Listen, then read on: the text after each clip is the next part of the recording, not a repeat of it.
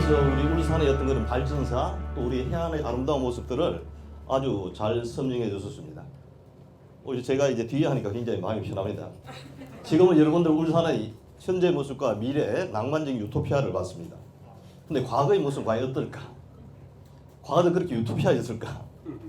그러면 공업화 산업화되면서 땅을 빼앗긴 실향민들은 어떤 마음이었을까?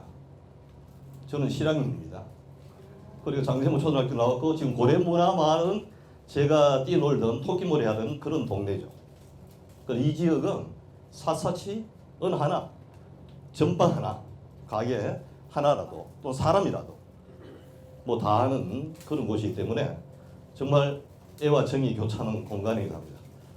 어쩌면 오늘 제 강의는 여러분의 욕구와는 맞지 않을지도 몰라요. 다시 말씀드리면 울산의 한 도시가 사라진 해안 마을과 각종 문화의 자원들을 어떻게 보다듬었느냐, 그것들 제대로 기록하고 보존해 줬느냐, 그리고 수많은 땅을 빼앗긴 그 실향민에 대한 보상, 지금은 뭐 어떤 보상을 제대로 해달라고 할 수는 없는 것이죠. 뭐 그런 것들에 관한 이야기입니다. 이제 과거로 돌아갑니다. 그것은 이제 내 추억을 공간이기도 하죠. 한편으로는 대견한 도시이기도 하고 한편은 굉장히 가슴 아픈 도시가 울산입니다. 오늘 그런 이야기를 좀 나눠보도록 하겠습니다. 저는 뭐 대학에서 전공이 이제 민수학교 구리문학, 민요설화, 전설 뭐 이런 것들을 주로 연구하고 현장 조사를 많이 달리고 박사학위는 뭐 여러분이 굉장히 생소하지만 요즘 굉장히 사이비 때문에 고통스러워하는 우리 무속을 더 무속 중에서 이제 무가 화자로 해가지고 무당을 택수로 해서 이제 박사학위를 받았습니다. 그래서 우리 민속에 대해서 관심이 좀 굉장히 많습니다. 특히 울산의 사라진 해안마을에 대해서는 관에서 하지 않기 때문에 제가 개인적으로 지금 인터뷰를 쭉 진행해 오고 있습니다. 이 사진을 한번 보시죠. 이 사진은 방금 여러분들이 지나왔던 곳입니다. 방금. 이게 1969년, 다시 말씀드리면 70년대 모습이 바로 이 지역의 모습이에요. 여러분 장생포 그 고래 박물관 배를 탔죠? 바로 그 맞은편 건너편 마을이에요. 여기가 바로 아까 태영 인더스트리 나오면서 이제 옛날에 이제 동해화력 발전소예요. 지금 기름 뗀다. 그때는 석탄을 뗐어요. 기둥 큰 기둥 3개 있는 거. 이게 바로 용잠동이에요. 여기가 용잠동. 항이 굉장히 아름답죠. 이런 모습들. 넘어가면 이게 남화동이라고 있어요. 그 다음에 용련동, 이제 황성동, 승암동. 지금 끄트머리 잠깐 보이는 이쪽이 이제 처용암이고 바로 요거는 이제 목도예요. 넘어가. 제가 이 사진을 처음 가져온 이유는 무엇일까? 울산은 해안이 굉장히 아름다운 도시죠. 그 아름다운 곡선의 아름다움이에요. 지금 요 오면서 날카롭게 뻗은 직선들의 울산항을 봤습니다. 저는 그 모습을 볼 때 제 심장을 칼로 도려낸 듯한 그런 느낌을 가끔씩 받습니다. 제가 어릴 때 물장구 치고 해수욕 가던 공간. 울산대교 그 직선거리가 1km가 안 돼요. 우리 어릴 때는 우리 동네에서 그까지 헤엄쳐 건너갔어요. 팬티 하나 목에 수건 걸고 가다가 아까 부위에 잠깐 쉬었다가 안 그러면 나룻배가 나룻배가 끝을 잡고 이제 따라가기도 하고. 그래서 예전에 아주 우리는 쑥밭이라 그랬죠. 거기 모래톱이 굉장히 유명해요.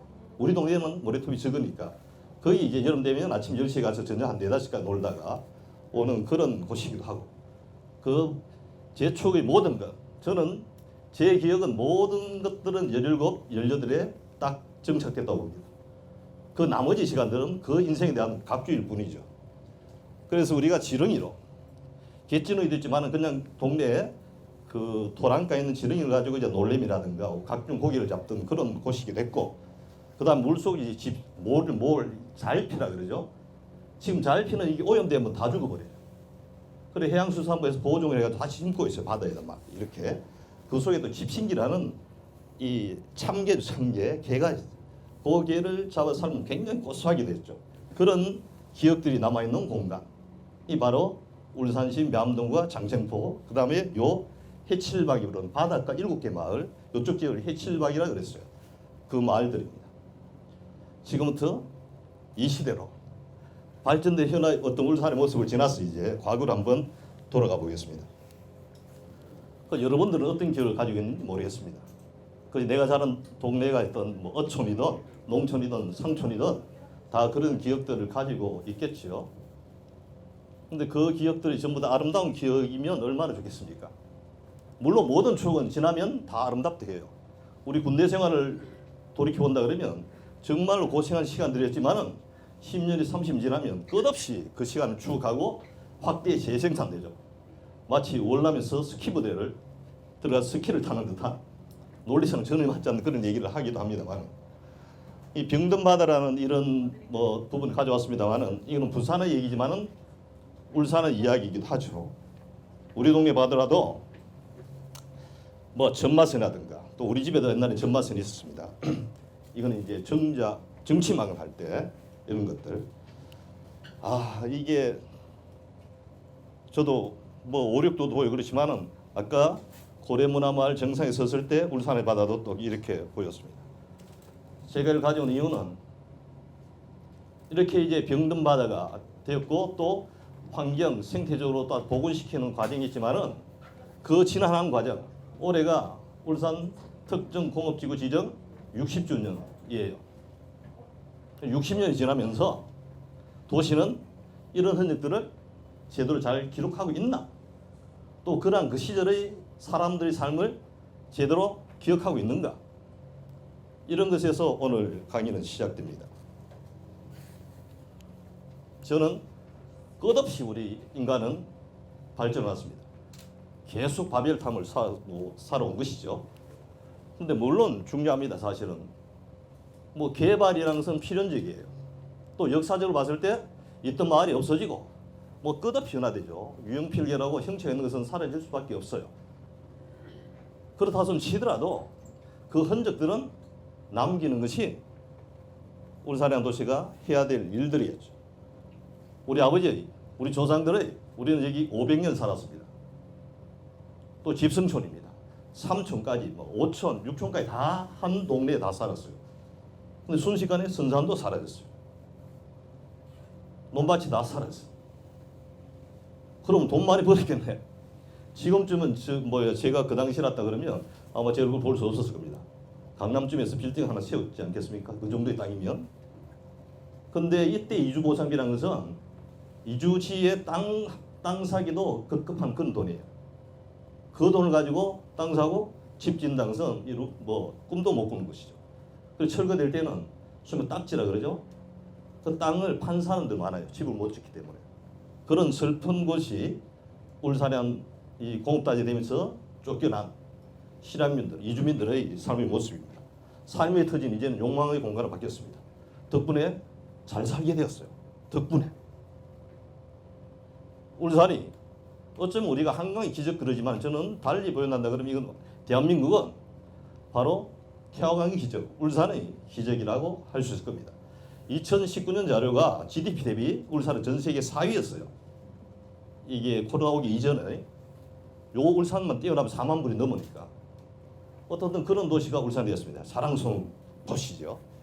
자, 그 자랑스러운 곳이 어떻게 이루어져 왔는가 하는 과거수로 들어가서 한번 추적해 보도록 하겠습니다. 이 울산 아가씨는 제가 파일을 보냈는데 많은 부분 깨져가지고 뒤에 글자도 8번이 이상하게 됐습니다만 어떤 그대로 가겠습니다. 울산 아가씨는 울산 바다 마을의 아름다운 풍경을 그대로 묘사한 것이에요. 그리고 울산 제가 존경하는 선배님이 이 판화를 자기 마음을 다 쏟았습니다. 온산 비철 금속단지에 나온 공연은 어마무시했습니다. 그것을 패러디했습니다. 동해나 온산은 공해의 그늘, 경치는 좋지만 사람은 떠났어. 큰애기 마음은 열폭근심, 언제나 그 땅이 다시 살 거나. 에헤, 동해나 온산은 새마저 떠난 땅이라. 그래서 모든 사람이 다 떠났어요. 사람은 살지 못하게 됐습니다. 그래서 우리가 잘 살게 됐습니다. 어떻든지 잘 살게 됐을 때 우리는 무엇을 해야 될 것인가?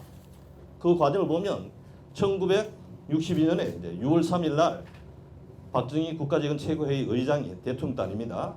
울산에 와서 공업단지 기공식 단추를 눌렀습니다. 그것이 아까 출발한 장생포 문화창고 옆 납도란 곳입니다. 그 앞에 납섬이라 개구리섬이라는 곳이 있어서 거기서 이제 다이너마이트가 터진 것이죠. 그 광경을 보려고 울산시 인구가 8만이었습니다. 울산시만. 물론 울주군은 그때 독립된 것이죠. 포함하면 한 21만 되지만 8만 인구 중에 3만이 그곳에 모였어요. 이 장관이 어마어마합니다. 그만큼 국가적 사업인 것이죠. 그래서 60년이 흘렀습니다. 올해가 60주년입니다. 울산 도시는 눈부시게 성장했습니다. 여러분 저 주변을 보더라도 감히 상상할 수 없을 정도로. 근데 중요한 사실은 그런 발달 과정에서 소위 말하는 농촌이라든가 어촌이라든가 이런 인구들은 도심으로 좀 몰리게 된 것이죠. 왜? 거긴 돈이 되니까. 농사 짓는 보다는 고기 잡는 보다는 회사 가는 것이 훨씬 나아요. 그리고 인구 이동이 가수가 되다 보니까 이제 공동화 현상이 벌입니다. 구도심이라든가 또는 해안마을은 일찍 사람들이 다 벗어나 버린 것이고 그 가운데서 가장 중요한 것은 울산은 해안이 우리 3분의 2 이상이에요. 지금 남아있는 것은 정자, 주전, 방어장 일부, 그 다음에 서생, 진화 거기도 지금 다 이제 항만이 들어선다 그러니까 거의 다 사라져버린 것이죠. 그 사라지고 나니까 결국 공동체는 다 해체되고 있습니다. 우리도 마을도 마찬가지죠. 마을 사람은 뿔뿔이 흩어졌으니까. 이런 과정에서 과연 울산의 가장 고민이 울산의 정체성이 뭘까? 근데 울산의 정체성은 뭐라고 딱 단연하게 규정할 수 없어요. 여러분 전주 그러면 뭔가 그림이 떠오르잖아요. 안동 그러면 어떤 그림이 떠올라요. 전통이랑 그거 맞물려가지고 예술과 맞물려가지고. 그럼 울산은 뭘까? 그냥 공장인가? 인구 구조로 봤을 때도 토박이는 지금 한 25% 정도밖에 안 돼요. 이주민의 도시가 지금 울산이죠. 아까 교육부도 말했습니다만 신라시대 교육이 왕성했고 또 소위 말하는 아랍군과의 교육이 굉장히 활발한 곳이었습니다. 그래서 처형이라는 존재도 어쩌면 이주민이기도 하죠. 사실은 그런 부분들. 그러다 보니까 공동체가 급격하게 훼손되는 그런 과정이 있었습니다.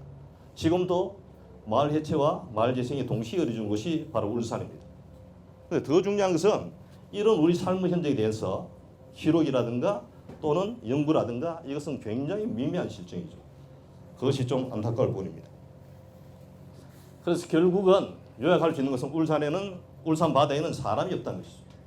이 사람이 없다는 것은 결국 이게 바다와 관련된 해양과 관련된 이야기가 없다는 것이죠.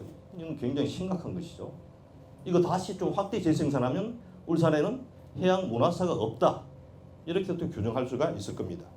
여러 가지 이제 하나만 든다 그러면 이게 전부 해안을 끼고 있던 우리 전통적인 우리 마을의 섬이라든가 호구라든가 바위라든가 그런 지명들이에요. 사흘끝이라는 간불, 녹수구미, 오자불, 댕바우, 큰불야이, 망바우 지금 아까 이 대교 밑에 있는 그런 마을입니다. 거기 이제 바다 옛날에 이게 산에 탁 튀어나왔어요. 그래서 마치 외구가 들어올 때 망을 본다 해서 망을 보는 바위란 것이죠. 그다음 우리 동네에 있었던 범바우라는 것은 민항경 송순에 놀러 와서 너 경치에 감탄해가지고 망선대라는 한 시를 남겼어요. 근데 저쪽 이제 시내 쪽에서 보면 마치 호랑이가 튀어나온 듯한 이 절벽이기 때문에 그런 바위에 대해서 이제 범바위라 그래요. 그다음에 이게 고기가 물반 고기반, 어풍대라는 것은 태화강 민물과 바닷물이 합쳐진 공간, 그 고기가 엄청나게 많았어요. 그래서 어풍대라고 부르는 것이죠. 뭐 이런 지명들이 전부 다 사라졌어요. 한 곳도 남아있지 않다는 것이죠. 다시 말하면 감칠문 나는 우리 지명인데도 불구하고 결국 이 지명은 화수가 돼가지고 우리 기억에서 점차 사라지고 다시 말해 역사의 비안길로 가버린 것이죠. 역사라는 것은 결국 구체적인 뭐 물건이라든가 유물이라든가 또는 현상, 기록들이 많이 남아있잖아요. 저는 가끔가다 이 민속이라든가 후비문을 얘기하다 보면 이 뜬구름 잡는 얘기예요. 실체가 없어요. 과거에 그랬더라는 과거에 존재했던 우리 삶의 모습들이죠. 그러면 과거에 존재했던 우리 삶의 모습을 그대로 폐기치버려도 되는가? 저는 어릴 때 오징어 독구를 했습니다. 우리 동네에서는. 오징어 독구를 하고 놀았어요. 물론 그것도 생사의 문제죠. 죽느냐 사느냐 게임이니까 치열했던 남자들의 게임 중에서 그것이 어느 순간 오징어 게임이란 열풍을 전 세계인이 흥분하는 그런 이게 이야기 또 스토리텔링 소재가 된 것이죠. 우리 울산은 그런 이야기거리가 없는가? 그런 이야기거리는 해안 마을만 조사하더라도 제가 지금 한 마을에 5명씩 제 개인적으로 관에서 안 하기 때문에 지금 한 7개 마을을 계속 인터뷰를 하고 있습니다. 개인이 하는 시간이 너무 오래 걸려요. 그래도 지속적으로 해요. 제 학교를 그만두면 일단 그것을 책으로 내려고 부분 이제 페이스북에 언급하고 있습니다만은 결국은 울산은 사라진 마을, 사라진 바다, 사라진 해안, 그곳에 살았던 사람들에 대한 이야기를 기록하지 않고 있는 것이죠. 60년 지났는데도 불구하고 우리는 실향민들에게, 이주민들에게 엄청난 결례를 범하고 있습니다. 그리고 결국 우리는 무엇을 낭비하는가 하는 것 자명합니다. 이곳이 어딘지 알겠죠? 좀 더 가면 나오는 고리 원자력이에요. 그렇게 많이 많아. 이것은 이 공장에 들어있는 고리 마을이에요. 옛마을. 이 옛마을을 보는 순간 여러분 어떤 생각이 드는지, 여기에는 이야기가 곳곳에 다 숨어 있어요. 이 마을 숲, 당수나무, 당치, 그 다음 어촌 마을의 어떤 풍경들, 멸치잡이하는 모습들이라든가, 또는 동네 아이들이 구슬치기, 딱지치기, 오징어 독구를 하는 모습이라든가, 이런 이야기가 다 담겨있는, 이야기가 있는 바다가 있었는데 분명히 우리에게 지금은 바다는 말이 없어요. 그리고 바다는 온갖 쓰레기들의 하치장이 됐습니다. 심지어는 이 폐기물들이 가는 그런 공간이 되어버린 것이죠. 현실의 바다는 풍요롭고 맑습니다. 그리고 다행스럽게도 관에서도 해양 생태에 대해서 관심을 굉장히 많이 가져요. 그리고 해양 생태에 대한 조사는 어마무시합니다. 돈도 많습니다. 저는 해양수산하고 돈이 그렇게 많은지 몰랐습니다만, 근데 문화예술 쪽은 돈이 없어요. 이런 기록하자도 안 해요. 다행히 바다가 맑아지는 것은 굉장히 좋은 의미예요. 그러면 이 바다를 어떻게 활용할 것인가는 이런 시설을 만든다고 해결되는 건 아니라는 것이죠. 이런 시설을 만들기 이전에 우리 민중들은 어떤 삶을 살았냐, 여기에 대한 논의가 더 앞서야 되는 것이죠. 불행하게도 바다는 말이 없습니다. 말이 없지만은 죽어가고 있어요. 바다가 죽어간다는 것은 인간이 죽어가는 것이죠. 결국 바다와 인간 중 누가 먼저 죽느냐? 당연하겠죠. 인간이 먼저 죽게 돼 있어요. 아직이라는 단어가 남아 있습니다. 우리가 무엇을 해야 될지 하는 것을 보여주는 사례라고 봅니다.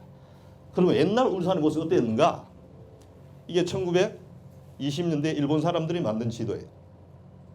지금 빨간 점선 표시는 다 매립된 지역이에요. 여기가 장생포죠. 우리 동네가 이만큼, 양쪽에 나와 이만큼 커요. 여기는 일본 사람이 축항한 대일인 것입니다. 이 축항이 있기 때문에 여기에 6.25 때는 미군들이 군함을 타고 이리 들어왔어요. 그래 군수기지 사령부가 여기에 있었습니다. 이 군수기지 사령부에 근무했던 비행기 조종사가 윤수일의 아버지예요.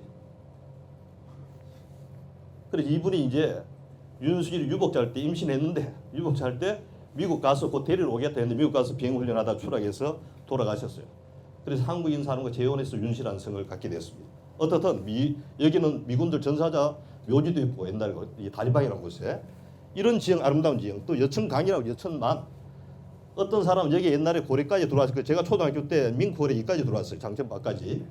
그래서 이때는 잡장을 쫓아내 바다로, 그때는 뭐 안이 잡힐 때니까, 그때는 뭐 7, 8m 민고래는 고래도 아니었어요.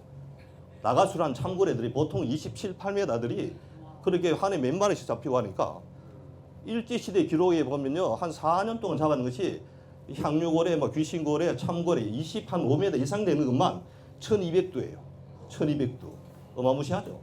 그래서 장생포 앞에는 고래가 그냥 뛰노는 그런 공간이었다. 그러니까 러시아 사람들이 맨 먼저 포경기지를 건설하고 러일 전쟁을 통해서 일본 사람 이겨가지고 그 러시아 배, 니콜라이라든가 이런 배를 이게 뭐랍니까? 그걸 이제 전리품을 받은 것이죠. 그래서 일본 사람들이 장생포 땅 8군데를 조차하게 됩니다. 러일 전쟁 이후에. 그것도 장생포의 또 다른 모습이죠. 어떻든 이렇게 달라지는 치전만, 여기는 장어가 유명해요. 우리 흔히 민물과 바다가 맞물리는 곳의 장어는 풍천장어라 그래요. 어떤 지명이 아니고. 근데 우리가 선운사라든가 그 전라도 쪽이잖아요. 이 치전장어는 이분들은 풍천장어, 전라도, 선운사 그 장어보다 맛이 뛰어나다고 어른들은 그렇게 다 인터뷰합니다. 그럼 나중에 제가 한번 우리 민속을 얘기할 때 한번 얘기하겠습니다. 근데 이런 모습들이 이제 직선을 다 바뀌었죠. 지금 이거보다 더 할 겁니다. 아마 항만공사에 있는 분들은 너무 잘 알겠죠. 과연 이 모습이 아름다운지, 이 모습이 아름다운지 판단해 보시기 바랍니다. 요 그림이 우리 동네, 제 고향입니다. 지금 우리 울산대교 마지막 앵커가 박힌 곳이 우리 동네예요. 근데 이게 우리 동네 모습인데, 이게 영남화력발전소가 들어오면서 석탄 때든 여기 68년도에 건설되던데 1968년 그 여기 아까 말씀드린 망제산이라는 산이, 요거는 일본 사람 일제시대 축항한 대일항이고요. 요 건너가 이제 장생포죠. 근데 이제 이게 68 들어와서 69년에 완공이 되는데 이때부터 우리 동네는 이제 사람 살 곳이 못 됩니다. 여기 이게 지금 얘는 미국의 예예요. 60년대 후반 미국 예인데 우리 지금 제 어릴 때 상황과 똑같아요. 걸음이 엄청났다는 거. 우리 저기 영남화력발전 지금 동서발전입니다만 영남화력발전소에서 한번 이게 뿜었다 그러면 온 동네가 새카맣고 하얗게 돼요. 분진이 새카맣다가 하얗게 되는 것이죠. 빨래도 못 널어요. 그런 곳에서 우리가 20년을 살았어요. 아까 말한 동해화력발전소 용년동은 공장이 들어서자 바로 이주를 했어요. 그리고 77년 이주가 완료돼요. 우리는 92년도 이주가 완료됩니다. 나가지도 못하고 살지도 못하고 이런 공간이 되어버린 것이죠. 그래서 우리 동네 여기 있던 사람들은 이 언덕으로 지금 고래문화마을 언덕으로 이제 이사를 가고 안 그러면 이제 시내로 나가든지 자기 형편 따라 뿔뿔이 흩어져야 됩니다. 여기 2009년 제가 찍은 사진이에요. 이제 다 철거도 안 돼. 그 요 앞에 가면 이제 공장도 많이 있죠. 그 뭡니까 레미콘 공장이라든가 뭐 이런 공장들 앞에 좀 있습니다. 그때까지 있던 이 제당과 요거는 이제 당수나무가 있었는데 우리가 500년 넘은 당수나무가 마을 운명과 함께 91년도에 태풍에 쓰러져 죽었어요. 근데 92년도 철거됐습니다. 근데 그 새끼목이에요. 새끼목. 새끼목이 자라가 지금 또 요거는 작년 여름에 제가 찍은 것이 이렇게 자라 있어요. 근데 옛날 당수나무는 이겁니다. 이 1972년 사진이에요. 저는 이 그림을 보는 순간 우주목이라는 생각이 부뜩 떠올랐습니다. 아주 신령스러워. 동네의 기륭화복을 다 점지해주는 장생보 사람도 고래를 잡으면 장생보 신의당에 좋은 부위를 올리고 그 다음 우리 양주마을 당수나무예요. 이대 그늘이 여름 되면 100명 이상 누울 수 있는 그런 그늘입니다. 울산시 보호수랐습니다. 근데 마을이 철거된다 그러니까 우리 골매기 할매가 너무 가슴이 아팠는지 태풍이 그냥 멀쩡한 나무가 쓰러졌어요.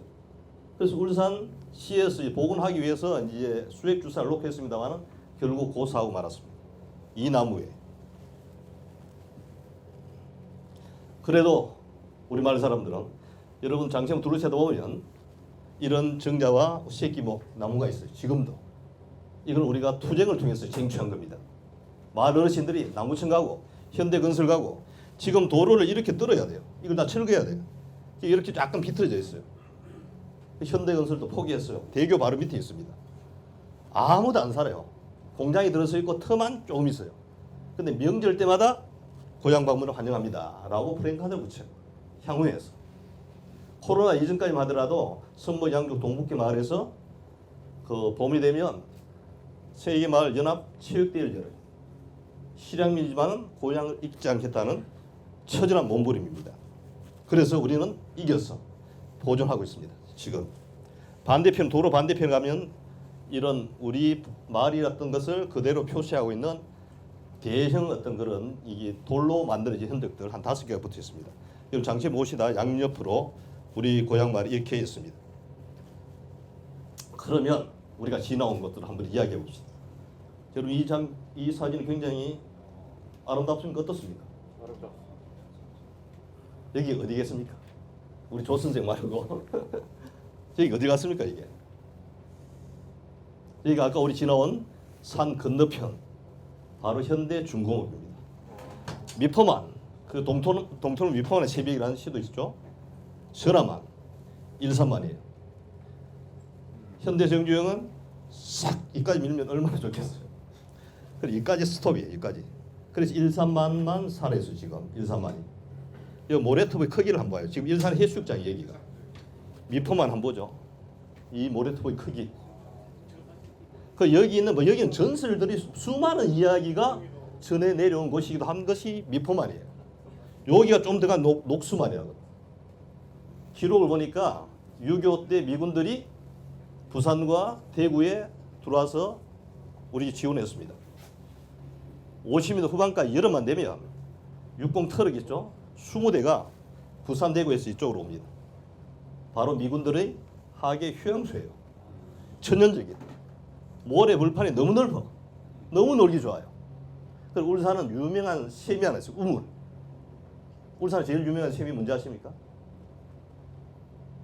지금 병영 가면 그 산전샘이라는 것이 있습니다.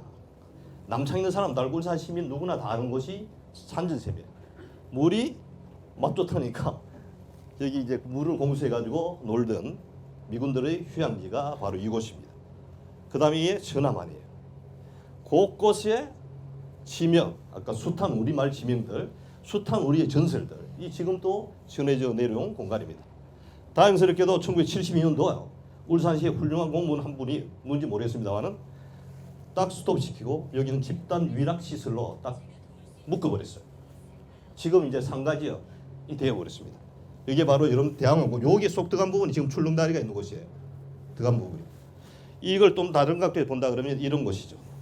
아까 지나온 요 끝이 바로 현대중업 해양사업부예요. 아까 여러분 설명하셨죠? 이걸 매립해가지고 현대 미포조선 들어왔습니다. 매립해. 여기는 꽃바우, 여기는 이제 예전, 여기가 망바우라는 곳이에요. 이 다 쫙 매립해버린 것이죠. 지금 남아 있는 요 방어진 항이에요. 여기 지금 대항항 공원 요 부분만 남아 있습니다. 상진항까지 다 매립, 요 현대중공업이 돼버린 것이죠. 그리고 이 지역에 살았던 사람은 대부분 우리 철구와는 달라요. 우리는 전부 다 고향을 버리고 시내를 가고 뿔뿔이 헤어졌지만은 요분들은 도로 요 위로 다 옮겨졌어요. 도로 요 위로. 그 이주가 고향에서 벗어나지 않는 현대 자동차 마찬가지, 중고중도 마찬가지고 그런 공간으로 변화됐다는 것이다. 그 말이죠. 그게 이제 일제 시대에 섬까지 구체적으로 표시되고 있죠. 바로 이런 지형들, 이런 게 우리 울산 방어진 항의 모습들입니다. 이런 것들이 이렇게 바뀌었습니다. 아름답게 바뀌었죠. 이게 바로 미포항이 미포항. 미포항이고 지금 여기 두란산이라는 곳인데 두룡산 바로 여기가 유명한 영빈관이 있던 곳이에요. 옛날에 영빈관 크기가 엄청나게 컸어요 이게. 근데 지금 공장이 확장되면서 줄여가지고 조그맣게 지금도 영빈관 그대로 있어요.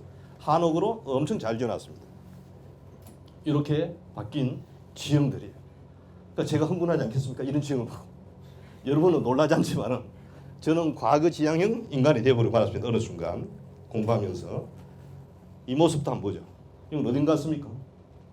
현대자동차네. 그렇죠. 현대자동차. 성내에만 연포만을 매립했어요. 이게 그 전 들어오기 전의 모습입니다. 성내, 중리, 신전, 치전마을, 양정 이런 식으로 쭉 이어가는 마을이에요. 여기는 멸치를 비롯해서 온갖 작물들이 생산되는 그런 공간이죠. 자동차가 이렇게 들어왔습니다. 여기는 어디 갔습니까? 이게 먼 옛날 사진 아니에요. 70년 사진입니다. 방어진인가요? 이게 바로 방어진 항이죠. 지금 여기에 설도예요. 설도. 지금은 연결돼 있습니다만 바로 말 뒤 여기 연포산 쪽에서 내려본 그런 풍경이에요. 불과 40년, 50년 전의 울산의 모습입니다. 천지개벽을 했습니다. 80년 초반 여기 바로 S51 자리 S51 개발하고 있죠. 80년대 중후반 그 다음에 요건 한 2010년쯤 된 것 같습니다. 지금 이 모습 또 아니에요. 그 제가 빨간 표시해놓은 것은 바로 목도예요. 흔히 촌도섬, 일본말 촌도섬, 동백섬이라고. 울산 사람 이 촌도섬, 이 목도는 울산 사람들에게 있어서 울산뿐만 아니라 전국에서 관광지가 4월달 되면 관광이 엄청나게 몰려오는 그런 곳이죠. 여러분 88년도에 KBS 1회 드라마 꽃피는 팔도강산이었어요. 여러분 동백이 그럼 어느 도시죠? 동백. TV 드라마 동백 그 필름은 뭐그 구룡포의 그 주인공 말이죠. 예. 제가 좀 실수했습니다. 표현이 정확하지 못해서. 드라마 촬영지도 한 곳이 여 건너 계운포예요. 근데 이 목도까지 이제 이게 그 유람선 45인승 유람선이 다니다 보니까 이쪽으로 한 굉장히 유명한 공간이에요. 지금 이 동백섬은 동백은행가 천년 기념을 지은 게 아무도 못 들어가요. 근데 엄청나게 변해버렸습니다. 지금은 이런 모습이에요. 아까 우리 유조선 뭐에 들어가는 장치들 지금 이거 더 복잡했습니다. 근데 섬은 이렇게 남아 있습니다. 천년 기념이기 때문에. 근데 원래 20년 이게 제한 구역입니다만 원래 작년 12월 31일부터 10년 더 연장했어요 지금. 그럼 지금은 더 숨을 못 쉽니다. 지금 여기도 공장이 다 들어서 가지고 찾아가려고 그러면 엄청 힘들어요. 완전히 지형이 바뀌어 버리기 때문에. 울산의 지형은 이렇게 바뀌었습니다. 그러면 우리 제 같은 어민의 아들 반농 반어 어떻게 살았겠는가? 그때 그 마을에 어떤 문화들이 존재했던가 하는 것을 몇 가지만 얘기하고 마무리 짓겠습니다. 우리는 이제 바다를 어떻게 이해하고 해석하고 있는가 하는 것이죠. 이 어촌은 예로부터 핍박받는 땅이에요. 제가 봤을 때는. 이게 육지 중심적 사고잖아요, 사실은. 굉장히 외면당하는 그런 공간으로 이제 인정되고 있습니다. 실질적으로 이 선생도 계시지만은 그 우리 민수각이나 구별을 조사하는 사람 보면 이게 소위 말하는 농촌 문화, 관상의 문화를 연구한 사람은 80% 넘어요. 어촌 문화를 연구한 사람, 민수학자는 거의 없어요. 20%도 안 돼요. 연구 수준을 봐도 굉장히 일천하기 이럴 데가 없습니다. 특히 바닷가 사람은 객가놈들, 해북가 놈들, 저도 들은 얘기 중에 생고기 뱉다는 놈들 뭐 이런 말이죠. 굉장히 천시했습니다. 그리고 여러분 잘 알다시피 농촌은 땅이 넓잖아요. 그러다 보니까 각 이게 국가에 주는 그 노구로 주는 땅이 많았어요, 사실은. 근데 어촌은 대부분 귀양지였죠. 그래서 천시할 수밖에 없는 그런 공간입니다. 그 현재 시점에 돌아섰을 때 바로 이 어촌 문화, 어촌 생활도 해양 생태에 초점을 맞춰지는 것이지 해양 문화에 초점을 잘 맞춰지지 않고 있습니다. 울산도 지금 항만공사에서 많이 하는 것이 해양 생태 쪽이고 또 시설 이런 것들은 굉장히 관심 많이 썼습니다만은 해양 문화에 대해서는 아직까지는 그 역사가 일천하고 자료도 빈약합니다. 이게 우리 현실이죠. 21세는 신해양 시대를 그래요. 근데 그 신해양 시대를 맞이해서 시설만 잘 갖춰주면 신앙 북항을 만들고 오일 허브를 만들고 물론 먹기 살기 좋은 세상이 되겠죠. 그 이면에 우리 인간들의 삶은 어떻게 될 것인가? 저는 어쩔 수 없이 인간은 생로병사 소멸하게 되어 있습니다. 어느 시점에서. 또 나란 인간도 언젠가는 이 지구상에 없을 거예요. 그러기 때문에 중요한 것은 무엇인가? 이런 것을 기록으로 남기는 작업. 특히 울산의 사라진 해안마을을 기록으로 남긴 작업은 굉장히 중요하다. 이렇게 볼 수 있겠습니다. 바다의 어민은 다양합니다. 구구절절 얘기하지 않겠습니다. 이게 항상 어민들은 파도와 싸워야 됩니다. 어떻게 될지 모르죠. 그래서 금기시하는 것이 굉장히 많아요. 그래서 해신이 탄생한 겁니다. 그래서 동신제를 지내고 별신제를 지내는 것이죠. 이 해신당 동해안은 엄청 많았습니다. 또 우리 어릴 때도 배를 만들면 반드시 고사를 지내요. 이제 통고사라든가 성주고사. 통고사는 우리 대들볼리 상장을 올리듯이 이 용고를 놓은 다음 하는 그런 의례적 행위예요. 성주고사는 배고사가 완성된 이후에. 그럼 이게 배성주라고 해요. 집에는 우리 뭐가 있습니까? 성주 신이 있죠. 옛날에 안방 저 구석에 보면 이상한 단지가 하나 있어요. 그런 것들이 다 존재했죠. 배에도 마찬가지입니다. 선장실 미칸에 가면 제가 이걸 구룡포에서 직접 찍은 것이에요. 이런 식으로 보관하죠. 작년 7월에는 이제 진수고사 등 여러 가지 이제 그 배와 관련 행사들이 많아요. 많은데 요렇게 이제 깃발을 하는 것, 이 배성주기라 그래요. 여러분 바다에 가면 고사 지낼 때 또는 별친구 달 때 이런 것들은 굉장히 많이 달아요. 이렇게 오색기로 이게 배성주기라고 합니다. 그 배를 만들 때 그리고 또 이제 고기가 연초에 이제 이렇게 배고사를 만들 때 하지만은 고기 잘 안 잡히는 또 수시로 임시고사를 지내요. 배고사를. 이건 작년 7월 14일 구룡포에서 임시고사입니다. 배고사를 지내는 장면이에요. 배성주를 다 모시고 이렇게 절하는 그런 모습이에요. 그 다음에 이제 울산도 이제 별신굿, 다 일산진 별신굿이 울산시 무형문화재 2호로 지정돼 있어요. 그 방진 저기 일산만 거기 있는 곳이죠. 울산에도 개가 10,000원짜리 물고 다니는 곳이 3곳이 있어요. 첫 번째 어느 곳입니까? 개가 10,000원짜리 물고 다닌다. 장생포요. 고래로 풍성한 도시. 그 다음 두 번째는 방어진인데 방어진 사람과 일산 마을 사람들은 별로 사이가 안 좋아요. 방어진은 소위 말하는 이주어촌이에요. 일제시대 때. 그때부터 인구가 급격하게 늘어났고 정책적으로 이주시킨 구룡포가. 근데 일산지는 알부자가 많아요. 별신부터 컸고 우리도 개가 10,000원짜리 물고 다녔다. 이런 말들이 하죠. 그 다음 세 번째 동네는 개원포 세죽이에요. 세죽은 굉장히 부유한 동네입니다. 옛날에는 회식하면 세죽에 안 하고 회 먹으러 가는 것이 80년대 일반적인 풍경이었습니다. 어떻든 그런 곳. 그 마을에 이런 별신굿이 전해져 내려오고 있습니다. 이 별신굿은 대표적으로 바다와 싸워야 하는, 바다를 생계수단하는 어민들이 필수적으로 행하던 그런 의례적 행위입니다. 지금도 동해안에서는 한 130여 군데 이런 의례적 행위가 옛날에 200여 군데 했지만 지금 조사해 보니까 정확하게 한 117군데인데 이게 부진기직으로 하는 곳이 또 몇 군데 있습니다. 이런 것들이 이루어지고 있는 공간이 또 바닷가 마을들입니다. 그 다음에 사람이 죽으면 혼건직을 해야 돼요. 혼을 건져야 될 거 아닌가요? 그럼 혼을 건질 것을 우리가 수살굿, 수망 오구굿이라고 그러죠. 저도 어릴 때 이 굿을 굉장히 많이 봤어요. 그럼 보통 이게를 건지는 것은 시체가 떠내려오기를 기원하는 것입니다. 보통 주발이라고 해가지고 사람의 어떤 그런 신체 일부라든가 이런 흔적을 가지고 바다에 던져가지고 시체가 떠내려 바라고, 두 번째 여러분 충격적인지 모르겠습니다만 요 끝에 달린 뭘 일부러 확대 안 했습니다. 요것이 뭐겠습니까?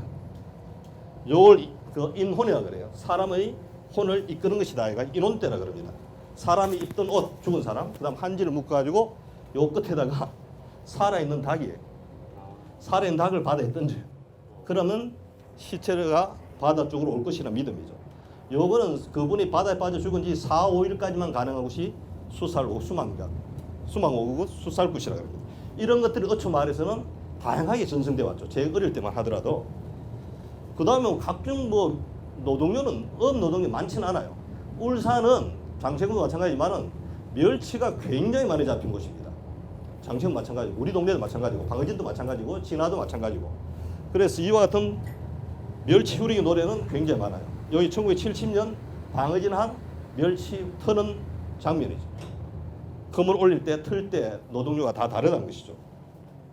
이런 것들. 그 다음에 울산은 또 미역이 굉장히 많은. 그래서 제주 해녀들이 이주 해녀죠. 제주에서 울산의 땅에 정착한 사람이 지금도 굉장히 많아요.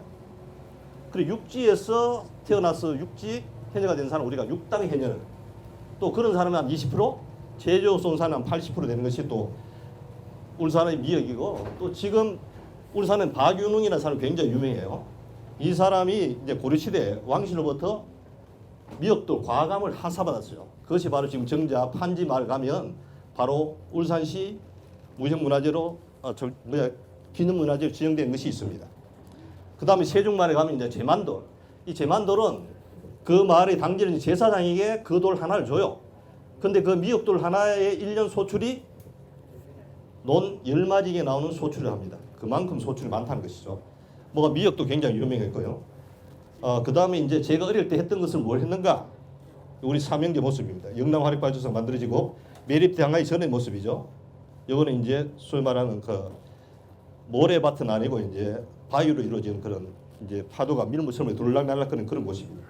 여기에 지금 제 사진은 68년도 사진이에요. 저도 가만보니까 나이가 많이 먹었습니다. 이 뭐 거머리 말 잘 필요하는데 이런 것들은 수시로 먹을 것이 없으니까 수시로 이제 달짝지근해요 싶으면 뭐 군소대하고 홍합, 소라, 전복 가끔 민물 장어를 잡으면 그 민물과 신음을 이 교차되는 곳에 그러면 이제 대박이죠. 용돈벌이가 되니까 뭐 이런 놀이를 하고 이 부근에서 논 모습들이. 그리고 매립당하고 난 뒤 요 보니까 제가 찍은 1984년 8월 달이에요. 아까 그 68년도 사진이고. 이제 이렇게 완전히 매립했는데 우리가 철거되지 않았어요. 철거되지 않으니까 이렇게 업 활동을 하는 공간이 되었습니다. 그 다음 아까 말한 지금 그쪽으로 갈지 모르겠습니다만 현대자동차 앞, 지금 주행시험장 앞 그쪽에 치전장어라고 굉장히 유명한 장어가 나오는 것입니다. 뭐 에피소드 하나 말씀드리면 현대자동차 직원들이 여러분 70년대는 좀 어둡잖아요. 그럼 우리가 같은 팀이라 그러면 한 4시쯤 되면 팀원 중 한 명을 먼저 일찍 보내요. 어디 양정장어집 가서 미리 자리를 잡아서 진을 쳐요. 그럼 퇴근 후에 왜 가면 7, 8시 자리가 없잖아요. 그 자리를 차지해서 한 명을 먼저 퇴근시켜가지고 자리 확보하고 그 다음 6시 퇴근하면 거기 가서 장어로 술을 마시는 그런 문화들이죠. 그리고 이 치전장어는 마지막 죽을 때도 장렬하게 연포, 양정, 치전마을 사람들에게 복을 주고 사라집니다. 현대자동차가 매립되기 시작하자 이 뻘밭이잖아요. 그럼 뻘 속에 숨어있던 이 장어들이 민물과 찬물이 교차되니까 갑자기 뻘에서 막 튀어나와요. 그때 마을 사람 한 50여 명이 이게 밖에서 그러죠. 뭐 일본말 다라이라는 거 들고 들어가서 막 주스 담은 것이죠. 사람들에게 어마어마하게 좋은 선물 주고 장어는 장렬히 전사하고 맙니다. 바로 이곳이에요. 이런 곳 여러분도 알다시피 대도섬, 뭐 조개섬 이런 소리 많이 들어봤을 겁니다. 이런 것들이 이렇게 아주 아름답게 변했습니다. 자동차로. 이제 마지막 마무리하겠습니다. 좀 너무 빨리 온 것 같습니다만은 그러면 울산 바다를 주는 해양 문화를 어떻게 기록하고 보존해야 될 것인가? 뭐 당연하죠. 우리가 잘 먹고 잘 살기 위해서 바다를 잘 활용했습니다. 그러다 보니까 결국 때로는 우리 삶의 현장이 파괴되기도 하고 그 다음 또 이주민이 만들어지기도 했습니다. 결국 바다는 대부분 매립됐습니다. 과연 매립 활용이 최선의 방법이었냐? 뭐 최선의 방법이겠죠. 경제적 효과를 누렸습니다. 그렇지만 그에 못지않게 바다는 파괴되었습니다. 파괴된 바다지만 지금 우리가 무엇을 해야 될 것인가? 바다는 아무 말이 없습니다. 그리고 그 죽은 바다 들어가지고 해안 마을의 문화라든가 민속도 다 사라지고 말았습니다. 그럼 지금 돌아왔을 때 우리 울산은 과연 그런 기록들에 대해서 어떻게 생각하고 있느냐 하는 것. 제가 봤을 때는 관도 마찬가지고 그 누구도 이런 것들에 별로 관심이 없습니다. 결국 해양 문화의 가치라는 것은 말할 필요 없죠. 많은 사람들이 사회 경제적 가치를 원하고 있습니다. 돈이 되는 것이 무엇인가? 물론 돈이 되게 만들어야 될 거 아닌가요? 해양 문화, 해양 산업은 돈이 안 될 것인가? 누구나 다 돈이 된다고 말을 해요. 그런데 울산의 도시를 축소시켜 봤을 때 과연 우리 미래 대한으로서 해양 문화는 어떤 모습을 간직하고 있는지 한번 깊게 고민을 해봐야 될 것 같습니다. 울산은 천만다행으로 이주민들이 다 쫓겨났지만은 이주민들은 굶어 죽지 않았습니다. 만약에 산업도시 되지 않고 그대로 갔다 그러면 이주민들은 어쩜 일정부 굶어 죽는 사람도 있었겠죠. 그 자식들이 산업세대로 편입됩니다. 자식들이 산업세대로 편입되다 보니까 저 엉뚱한 곳으로 갔어. 업하고 농사했던 사람들이 아무 일 하지 않더라도 자식들이 부모를 복양할 여력이 된 것이죠. 그것은 천만다행이고 울산으로서는 기회였고 대한민국도 기회였던 것이죠. 저는 울산의 이런 다양한 해안 문화들이 우리 미래 문화의 대안이 될 수 있다는 것입니다. 그것이 곧 해양 문화의 문화 경제적 가치라고 간단히 말씀드릴 수 있겠습니다. 이런 해양 문화는 새로운 문화를 창출할 수 있다는 것. 나아가서 울산의 도시 정체성을 확인하는 데 일정 부분 역할을 할 수 있다는 것. 그리고 특히 이주민과 토착민이 어우러진 이 도시가 공동체성이 굉장히 훼손되고 있는데 공동체를 회복할 수 있는 하나의 대안도 될 수 있다는 것. 그러기 위해서는 뭘 해야 되는가?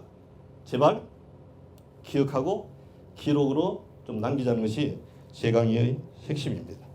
제가 어떤 글에 한번 썼던 것이 불과 물때를 보고 바다로 나갔던 사람들, 바닷바람을 가슴 맞았던 사람들, 그 사람들은 지금 어디 있는가? 모든 것이 사라진 울산 바다에서 인간의 가슴은 말라가고 있습니다. 바로 울산 앞바다가 이제 생명이 넘쳐 흐르는 바다, 생태가 살아 숨쉬는 바다, 이야기가 돌아오는 그런 바다가 됐으면 좋겠습니다. 오늘 뭐 두서피 너무 빨리 달린 것 같은데 그냥 새로운 한번 과거를 한번 기억해보자는 의미에서 한번 말씀드려봤습니다. 고맙습니다.